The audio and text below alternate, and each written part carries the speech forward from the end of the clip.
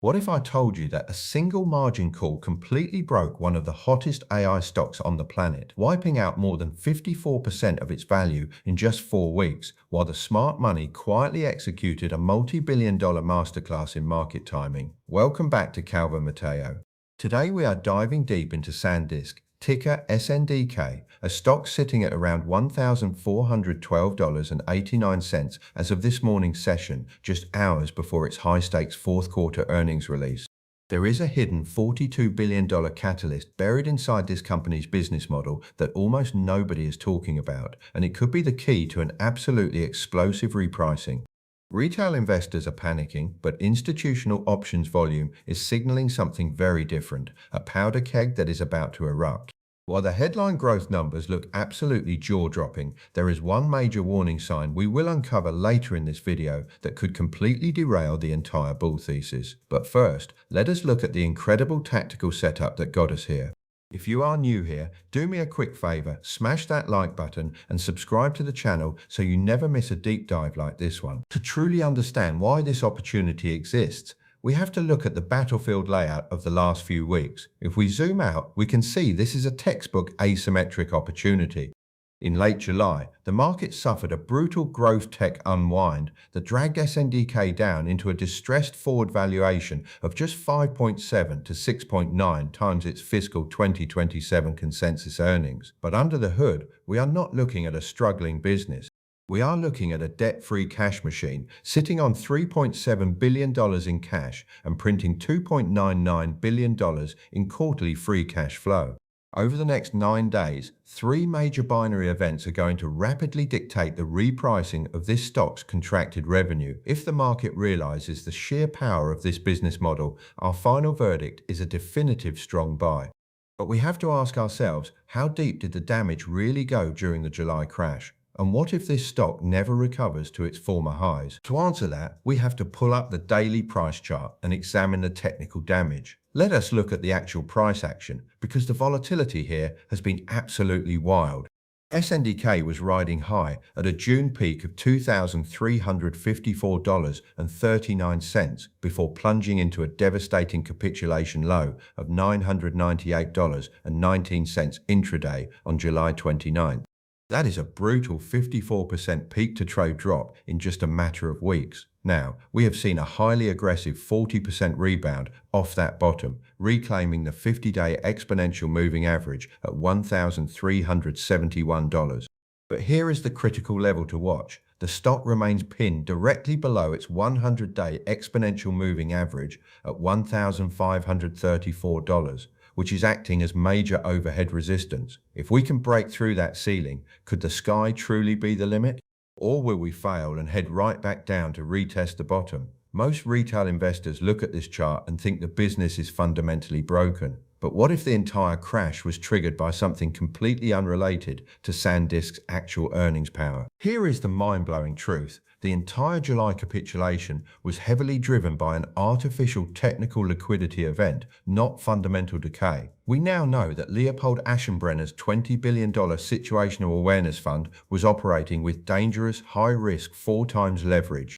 When the tech sector started pulling back, the fund suffered massive drawdowns and hit a forced margin call. This triggered a total liquidation of their public book, which Citadel eventually stepped in to absorb. Think about that for a moment.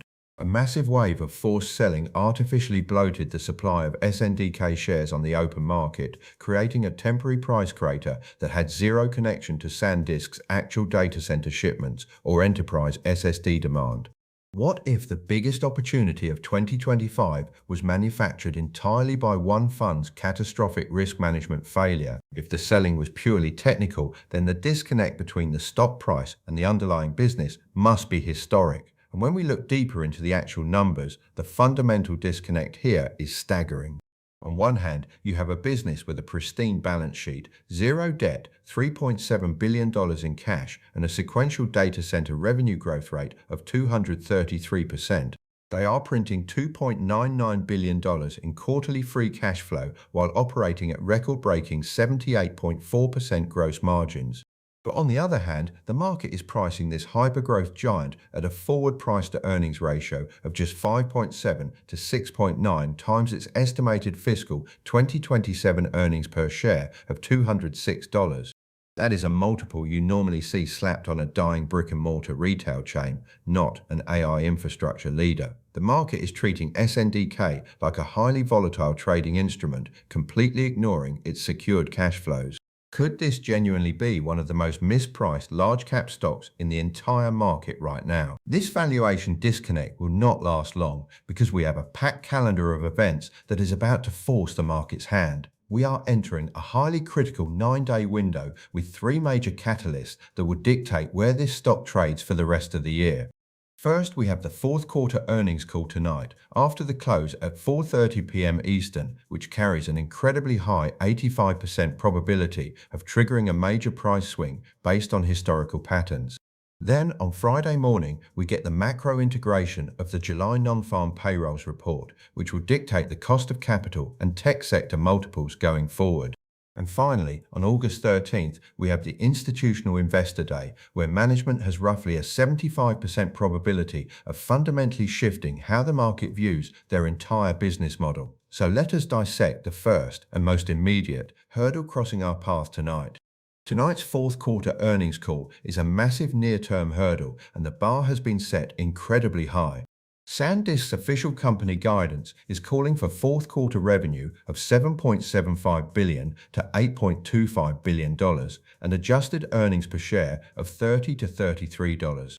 But here is the catch. Wall Street has already priced in a beat on top of a beat. The shadow consensus from analysts is expecting $8.3 billion to $8.71 billion in revenue and up to $35.45 in adjusted earnings per share.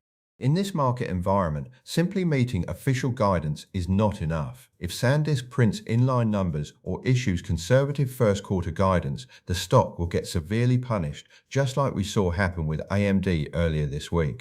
What if the whisper number is even higher than anyone expects, and even a solid beat still disappoints the most aggressive bulls on Wall Street? Even if Sandisk hits a home run tonight, the macro environment could still dictate the stock's ultimate direction over the following days. Just 48 hours after earnings, we hit the July non-farm payrolls report. This macro data is critical because it would dictate whether the market views Sandisk's earnings through the lens of macroeconomic expansion or contraction. If we get a soft jobs report, the odds of a September Federal Reserve rate cut will skyrocket, easing the cost of capital and providing a massive multiple tailwind to high beta tech stocks like Sandisk. But if the jobs report comes in too strong, interest rates will remain higher for longer, putting sustained downward pressure on these stretched growth valuations. Could a single Friday morning data print completely erase a blockbuster earnings beat from the night before? While macro factors are important, the real long-term game is happening on August 13th, when Sandisk attempts to change the rules of the memory industry entirely. The ultimate catalyst is the Institutional Investor Day. Historically, memory stocks are priced like volatile commodities because their earnings are driven by wild swings in the open spot market. But Sandisk is executing a massive structural shift to what they call their new business model. They have signed 5 multi-year supply contracts, with 3 of those agreements locking in minimum commitments of $42 billion each.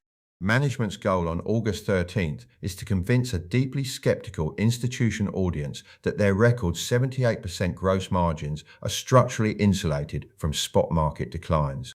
What if they actually pull it off and the entire memory sector gets re-rated virtually overnight? If they succeed, the short sellers who have piled into this stock are in serious trouble. And that brings us to the underlying market mechanics, which right now resemble a complete powder keg. As of mid-July, short interest spiked 9% to over 7.8 million shares, representing more than 5% of the public float. With a tiny days to cover ratio of just 0.6, any upside surprise tonight will trigger a highly compressed, violent short squeeze. Meanwhile, the options market is pricing in a massive swing of plus or minus 13% immediately after the earnings release. Retail traders are incredibly bullish, paying 2.3 times more for upside call options than comparable downside puts, while institutional money managers are aggressively buying put options as insurance against a miss. This divergence means tonight is going to be incredibly volatile, no matter which direction the stock moves. But as objective independent analysts, we absolutely cannot ignore the risks, and this brings us to our first major point of self-doubt. Let us pause and examine the bear case honestly, because there is a glaring risk that bulls are completely ignoring.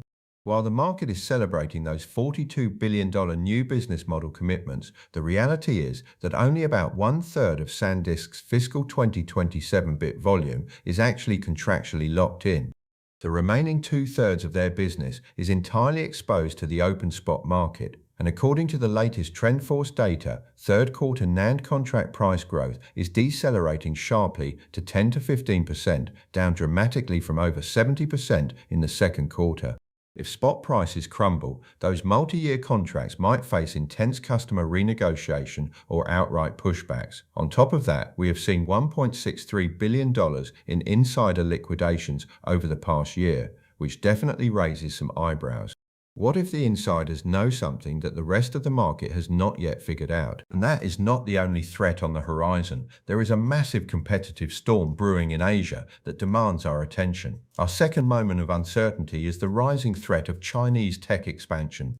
SNDK suffered a sympathetic 14% crash on July 27th when Chinese memory competitor CXMT went public in Shanghai with an $8.6 billion initial public offering.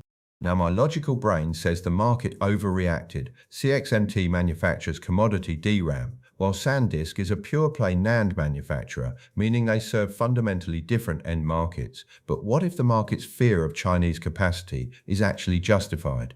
State-backed YMTC has already captured 13% of the global NAND market. If China successfully breaks through industry barriers and scales production aggressively, global supply could outstrip even AI-driven demand entirely, rendering Sandisk's contract price floors useless. Could an unstoppable wave of state-subsidized capacity flood the global market and collapse margins industry-wide? But just when the bear case starts to sound genuinely convincing, we uncover a massive slept-on catalyst that almost nobody is talking about. The market is completely sleeping on the joint launch of the first high-bandwidth flash open standard by Sandisk and SK Hynix. Right now, traditional AI inference servers rely on incredibly expensive DRAM and high-bandwidth memory components for caching data, but high-bandwidth flash, or HBF, officially validates the concept of using cost-effective flash memory as a direct DRAM substitute within AI workloads. If cloud hyperscalers adopt HBF as a standard memory tier, and I mean truly embed it across their data center infrastructure at scale, Sandisk is sitting on an unmodeled multi-billion-dollar revenue option that is absolutely not priced into their single-digit forward price-to-earnings multiple. What if this one emerging technology standard alone is worth more than the entire valuation discount the market has applied to this stock?